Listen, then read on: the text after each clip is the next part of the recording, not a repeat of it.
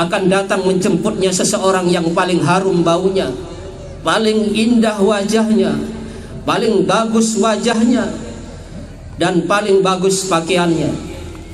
Ia membawa kabar gembira tentang surga di ujung perjalanan. Ketika ditanya siapa dia, penjemput itu kemudian berkata, aku adalah amal solehmu. Dan bila yang mati itu adalah musuh Allah, akan datang menjemputnya seseorang yang paling jelek penampilannya, paling busuk baunya. Ia membawa kabar yang menakutkan tentang neraka di akhir perjalanan. Siapakah kamu? Tanya si mayit.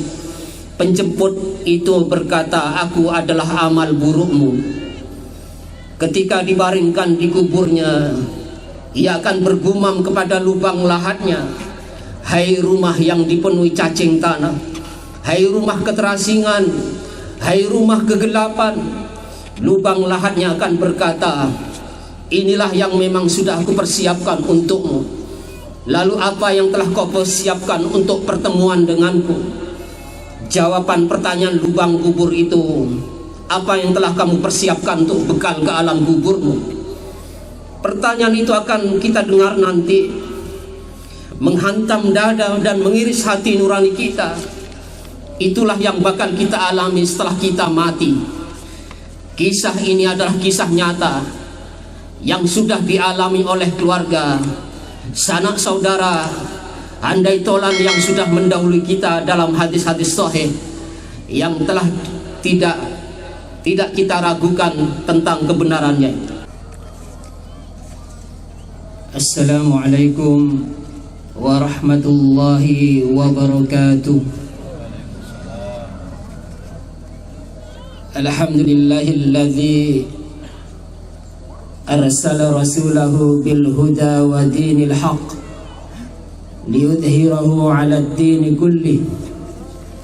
Asyhadu an la ilaha illallah wahdahu la syarika lah, wa asyhadu anna Muhammadan 'abduhu wa rasuluhu alladhi adda al-amanah wa ballagha ar-risalah wa nasaha al-ummah wa jahada fillahi haqqa jihadih wa tarakna 'ala al-mahjubi al-bayda ليلها كنهارها لا يزيغ عنها إلا هالك.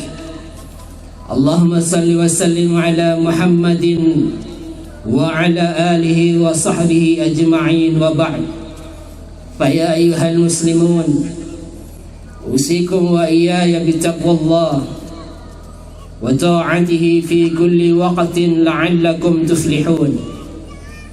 قال الله تعالى يا أيها الذين آمنوا اتقوا الله حق تقاته ولا تموتن إلا وأنتم مسلمون.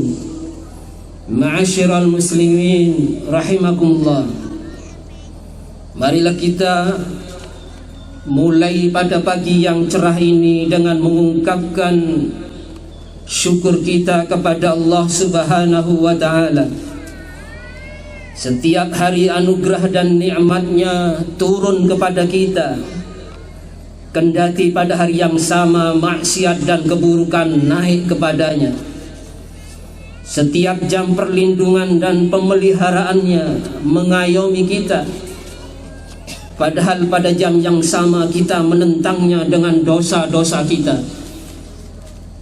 Allah telah mengantarkan kita kepada bulan Ramadan, bulan yang penuh berkah dan ampunan, bulan yang di dalamnya terdapat Lailatul Qadar yang lebih baik dari 1000 bulan. Sepanjang Ramadan Allah menuntun kita untuk melakukan puasa, salat malam, tadarus dan bersedekah di jalan Allah. Dia memberikan kesempatan pada kita untuk menghapus dosa-dosa kita sekaligus menaikkan derajat kita. Akhirnya pagi ini dengan kasih sayangnya juga Allah mengantarkan kita kepada Idul Fitr, hari Lebaran. Dia gerakkan lidah-lidah kita untuk membesarkan asmanya. Dia karuniakan pada kita rizki untuk membayar zakat kita. Pagi ini Dia membawa kita ke tanah lapang ini untuk bersimpuh di hadapannya, memuji keagungannya dan mensyukuri seluruh nikmatnya. Allahu Akbar, Allahu Akbar, Allahu Akbar. Ma'asyiral muslimin rahimakumullah. Marilah kita melihat ke kiri dan ke kanan kita. Marilah kita periksa orang-orang yang kita cintai, ayah, bunda, saudara, tetangga, sahabat dan handai tolang. Adakah di antara mereka yang pagi ini tidak dapat bergabung bersama kita di tempat ini? Adakah di antara mereka yang sudah meninggalkan kita kembali ke Maha Yang Suci? Kemanakah ayah atau ibu yang tahun lalu menyambut uluran tangan kita dengan tetesan air mata kasih sayang? Kemana kakak atau adik kita yang pada lebaran lalu gelak tawa berbagi bahagia bersama kita? Kemanakah tetangga atau sahabat dekat yang dulu pernah memeluk kita dan mengucapkan selamat Hari Raya Idul Fitri? Ya Allah, mereka telah kembali kepadamu. Mereka telah mudik ke kampung yang abadi. Terimalah mereka ke sisimu, radiyatan mardiyah. Ya Allah, pagi ini mereka tidak dapat berlebaran bersama kami. Tidak bisa kami ulurkan tangan kami untuk meminta maaf. Tidak bisa kami ajak mereka untuk berbagi bahagia bersama kami. Tidak bisa kami undang mereka untuk berkumpul bersama di rumah kami. Allahumma adkhil ala ahlil kubur asyurur. Kami memohon ya Allah, masukkanlah mereka, masukkanlah mereka rasa bahagia kami kepada semua ahli kubur. Harumkanlah kuburan mereka dengan wewangian doa-doa kami. Sampaikan salam kami yang tulus. Assalamualaikum ya ahlad diyar minal muslimin. Salam bagi kalian wahai ahli kubur. Kalian sudah mendahului kami, dan insya Allah kami akan menyusul kalian. Inna lillahi wa inna ilaihi raji'un. Sungguh kita ini semua kepunyaan Allah dan akan kembali kelak kepadanya. Menurut para riwayat dari kalangan sahabat bahwa salat Aid dan salat Jumat, Nabi Muhammad SAW senang membaca surat Al-A'la dan Al-Ghashiyah. Pada surah Al-A'la Allah memuji orang-orang yang berzakat, berzikir kepadanya dan melakukan salat. Qad aflaha man tazakka wa dzakara isma rabbih fasalla. Kata sebagian ahli tafsir, ini berkaitan dengan salat Idul Fitri. Pada surah Al-Ghashiyah diceritakan tentang keadaan manusia ketika kembali kepada Allah. Inna ilaina iyabahum thumma inna i'alaina hisabahum. Kepada kamilah mereka kembali. Kewajiban kamilah untuk memeriksa mereka. Berkumpulnya manusia di tanah lapang semacam ini senyatanya menyadarkan akan suatu masa ketika mereka diadili Allah di padang mahsyar kelak. Allahu Akbar, Allahu Akbar, Allahu Akbar. Ma'asyiral muslimin rahimakumullah. Kurang lebih 1 pekan ini sebagian saudara-saudara kita pulang mudik ke kampung halaman mereka, pulang ke kampung halaman yang sementara, menemui orang-orang yang mereka sayangi dengan membawa beban begitu berat untuk diberikan pada mereka. Mereka berangkat dengan sukarela menempuh perjalanan yang jauh dan melelahkan. Setiap saat kita juga akan mudik ke kampung halaman yang kekal abadi, menemui Allah yang kita cintai, tetapi dengan beban bawa dosa di atas punggung kita untuk diperiksa dalam timbangan keadilan, menunggu hari pembalasan. Setiap saat ketika maut menjemput, kita pun harus pergi dengan terpaksa.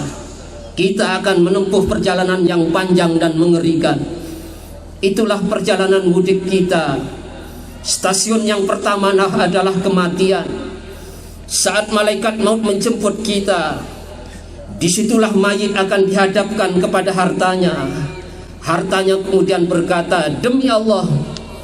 Seorang itu akan berkata, demi Allah, dahulu aku mengumpulkan kamu dengan rakus, dengan begitu tamaknya. Sekarang apa yang akan kamu berikan kepadaku? Lalu kemudian hartanya menjawab, ambillah dariku kain kafanmu. Kemudian si mayit akan dipertemukan dengan seluruh keluarganya. Ia kemudian memandang mereka, demi Allah, dahulu aku sangat mencintai kalian, memelihara kalian dengan penuh susah payah, bahkan dengan berdarah-darah. Apa yang akan kamu berikan padaku? Mereka menjawab, kami akan mengantarkan jenazahmu, kami akan menguburkanmu. Setelah itu kemudian ia melirik kepada amalnya dan berkata, demi Allah, dahulu aku membencimu. Aku melihat kamu sebagai beban berat. Apa yang kamu berikan kepadaku? Kemudian amalnya berkata, aku adalah menjadi sahabatmu dalam kuburmu. Pada hari kamu dihimpunkan dan sampai pada waktu kita bersama berhadapan dengan Allah. Bila orang mati itu pecinta Allah, akan datang menjemputnya seseorang yang paling harum baunya, paling indah wajahnya, paling bagus wajahnya, dan paling bagus pakaiannya. Ia membawa kabar gembira tentang surga di ujung perjalanan. Ketika ditanya siapa dia, penjemput itu kemudian berkata, aku adalah amal solehmu. Dan bila yang mati itu adalah musuh Allah, akan datang menjemputnya seseorang yang paling jelek penampilannya, paling busuk baunya. Ia membawa kabar yang menakutkan tentang neraka di akhir perjalanan. Siapakah kamu? Tanya si mayit. Penjemput itu berkata, aku adalah amal burukmu. Ketika dibaringkan di kuburnya, ia akan bergumam kepada lubang lahatnya, hai rumah yang dipenuhi cacing tanah, hai rumah keterasingan, hai rumah kegelapan. Lubang lahatnya akan berkata, inilah yang memang sudah aku persiapkan untukmu. Lalu apa yang telah kau persiapkan untuk pertemuan denganku? Jawaban pertanyaan lubang kubur itu, apa yang telah kamu persiapkan untuk bekal ke alam kuburmu? Pertanyaan itu akan kita dengar nanti, menghantam dada dan mengiris hati nurani kita. Itulah yang bakal kita alami setelah kita mati.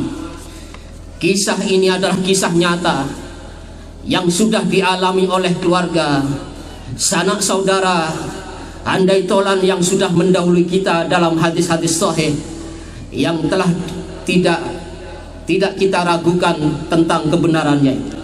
Ma'asyiral muslimin rahimakumullah. Allah menjelaskan kepada kita tentang dua macam kematian. Pertama, kematian mukmin yang soleh, orang-orang yang diwafatkan malaikat dalam keadaan baik. Maka malaikat berkata, sejahteralah bagi kalian, masuklah ke surga dengan apa-apa yang sudah kalian amalkan. Al-Quran surah An-Nahl ayat 32. Allah subhanahu wa ta'ala akan menyapanya dengan mesra, hai jiwa yang tentram, kembalilah kepada karunia Tuhanmu dengan penuh keridhaan dan ridhoi, dan masuklah dalam kelompok hamba-hambaku, masuklah ke surgaku. Al-Quran surah Al-Fajr 27 hingga 30. Kemudian yang kedua, kematian orang-orang yang durhaka. Simaklah pertanyaan Allah, bagaimanakah keadaan mereka ketika malaikat maut mematikan mereka, seraya meremuk redamkan muka mereka dengan punggung mereka. Yang demikian itu karena mereka mengikuti apa yang dimurkai Allah dan membenci keridhaannya. Lalu Allah hapuskan semua amalnya. Al-Quran surah Muhammad 27-28. Orang-orang yang dimatikan malaikat dalam keadaan berbuat dosa, maka mereka merebahkan diri, menyerah seraya berkata, kami tidak melakukan perbuatan jahat. Lalu jawab malaikat, kamu justru melakukannya. Sungguh Allah Maha mengetahui apa yang telah kamu perbuat. Maka masuklah ke pintu-pintu neraka jahanam, kekal di dalamnya. Sungguh sangat buruklah tempat orang-orang yang menyombongkan diri. Al-Quran surah An-Nahl 28-29. Jamaah sekalian rahimani wa rahimakumullah, kita tidak tahu pada kematian yang mana kelak kita akan berada. Apakah kita kelak akan mati dalam pukul pelukan kasih sayang Allah, ataukah dalam kemurkaannya? Kita juga tidak tahu. Apakah kita akan bangkit dari alam kubur kita dengan wajah-wajah ketakutan, atau dengan wajah-wajah berseri-seri? Yang kita tahu dengan pasti ialah bahwa kita pasti akan memasuki alam kubur. Ma'asyiral muslimin rahimakumullah, kita sudah bekerja sepanjang tahun, mengumpulkan bekal untuk mudik yang hanya beberapa hari. Sudahkah kita mempersiapkan bekal untuk mudik yang jangkanya tak terhingga? Kita sudah bekerja puluhan tahun, menghabiskan masa muda untuk persiapan masa tua kita yang berlangsung hanya beberapa tahun saja. Sudahkah kita persiapkan bekal untuk perjalanan yang sangat panjang setelah kematian kita? Pernahkah Anda, kita semua mendengar Rasulullah Sallallahu Alaihi Wasallam menceritakan orang yang paling malang ketika berdiri di hadapan pengadilan Allah Rabbul Alamin. Lalu di tangannya bergelantungan orang-orang yang pernah didolimi, orang-orang yang pernah disakiti hatinya, orang-orang yang pernah disiksa tubuhnya. Mereka akan mengambil seluruh amal solehnya, amal sholatnya, puasanya, mungkin hajinya, diambil oleh orang-orang yang pernah kita dolimi, dan kemudian membebankan di atas punggungnya seluruh dosa mereka. Mereka akan menertawakannya ketika malaikat Zabaniyah menyeret ubun-ubunnya dan melemparkannya ke api neraka. Tahukah Anda apa bekal yang paling baik buat hari kiamat nanti? Suatu hari Rasulullah Sallallahu Alaihi Wasallam melewati pekuburan. Beliau menyapa penghuni kubur, "Hai ahli kubur, tahukah kalian apa yang terjadi sepeninggal kalian? Istri-istri kalian sudah dinikahi oleh orang lain, rumah-rumah kalian sudah habis diwariskan. Apa yang kalian mau ceritakan yang kalian alami sekarang di alam kubur?" Kemudian Rasulullah bersabda, sekiranya mereka bisa menjawab, mereka akan berkata bahwa sebaik-baik bekal adalah takwa. Takwa menurut Al-Quran ialah menginfakkan harta dalam keadaan senang maupun susah, dalam kondisi sempit maupun dalam keadaan lapang, mengendalikan amarah, memaafkan orang lain, sering berbuat baik, cepat meminta maaf bila berbuat salah, dan tidak mengulanginya. Al-Quran Surah Ali Imran 133-135. Takwa masih menurut Al-Quran ialah mengisi sebagian besar malam untuk bermunajat kepada Allah, memohon ampunan di waktu sahur, dan memberikan harta pada orang miskin dan orang yang berkekurangan. Al-Quran Surah Dzariyat ayat 16-29. Singkat kata, bekal terbaik untuk hari mudik kita yang abadi ialah beribadah untuk meraih ridha Allah dan beramal soleh untuk membahagiakan hamba-hamba Allah. Wa fi dzalika falyatanafasil mutanafisun. Untuk yang demikian inilah hendaknya kita untuk berlomba-lomba. Ma'asyiral muslimin rahimakumullah, mari kita renungkan firman Allah dalam surah Al-Ghasyiyah. Dengan nama Allah yang maha pengasih, maha sayang, apakah telah datang kepadamu peristiwa dahsyat yang mengguncang semua? Wajah-wajah hari itu ketakutan, beramal kepayahan terlempar ke dalam api yang menyala-nyala, diberi minum dari mata air yang menggelegak. Tidak ada makanan yang mereka kecuali neraka, tidak menggemukkan dan tidak melepaskan rasa lapar. Wajah-wajah hari itu berseri-seri, puas dengan hasil kerjanya, ditempatkan di surga yang tinggi. Tidak mereka dengar bicara-bicara hampa, Di sana ada mata air yang mengalir, di sana ada pelaminan yang ditinggalkan, gelas-gelas yang diletakkan, bantal-bantal yang digelarkan, permadani yang dihamparkan. Sebagai penutup khutbah ini, mari kita panjatkan doa kepada Allah Subhanahu wa taala. Mudah-mudahan Allah mengampuni segala dosa kita, menerima seluruh amal ibadah puasa kita, meridhai kita, dan memasukkan kita ke dalam surganya. Allahumma salli ala Muhammad wa ala ali Muhammad kama sallaita ala Ibrahim wa ali Ibrahim, wa barik ala Muhammad wa ali Muhammad kama barakta ala Ibrahim wa ali Ibrahim innaka Hamidum Majid. Allahumma ighfir lil muslimin wal muslimat wal mu'minin wal mu'minat al ahya minhum wal amwat innaka samiun qarib mujibud da'wat. Allahumma arinal haqqa haqqan warzuqna ittiba'ah wa arinal batila batila warzuqna tinaba. Allahumma inna nas'aluka ilman nafi'a wa rizqan thayyiban wa 'amalan taqabbala. Allahumma ighfir lana wa liwalidina warhamhum wa'afihim wa'fu anhum. Rabbana hab lana min azwajina wa dhurriyyatina qurrata a'yun waj'alna lil muttaqina imama. Rabbana atina fid dunya hasanah wa fil akhirati hasanatan wa qina 'adzaban nar. Subhana rabbika rabbil 'izzati 'amma yasifun wa salamun 'alal mursalin walhamdulillahi rabbil alamin. Wassalamualaikum warahmatullahi wabarakatuh.